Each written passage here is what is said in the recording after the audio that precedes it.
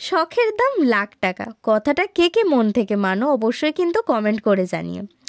আমি দেবশ্রী তোমাদের সাথে এই সিজনের ফার্স্ট ব্রাইডের বাড়িতে গিয়ে কি করলাম ছোট্ট ছোট্ট ক্লিপে তোমাদের সাথে শেয়ার করব ভ্লগ হিসেবে। আর এটাই কিন্তু আমার চ্যানেলের সেকেন্ড ভ্লগ তোমাদের সাথে আমি শেয়ার করছি। ব্রাইডের লোকেশনে গিয়ে দেখি এত সুন্দর একটা পুরানো মাটির বাড়ি যেখানে ব্রাইডকে সাজানো হবে। তো আমি সেখানেই সাজাতে বসে গেলাম, কিন্তু দেখছি ব্রাইডের গায়ে হলুদ হয়নি এবং স্নানও সারা হয়নি। তার জন্য পাশেই পানপাতা দুটোকে দেখতে পেয়ে একটু রং তুলির সাহায্যে সুসজ্জিত করলাম পানপাতাটাকে।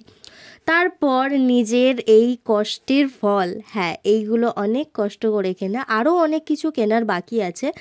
আমি জানি না ফ্যামিলি কার কতটা সাপোর্ট করে, বাট পুরো ফ্যামিলির দায়িত্বর পরেও যদি আমি এই ছোট্ট ছোট্ট জিনিসগুলো স্বপ্নগুলোকে পূরণ করতে পারি তো সবাই পারবে, এইটুকু আশা করি।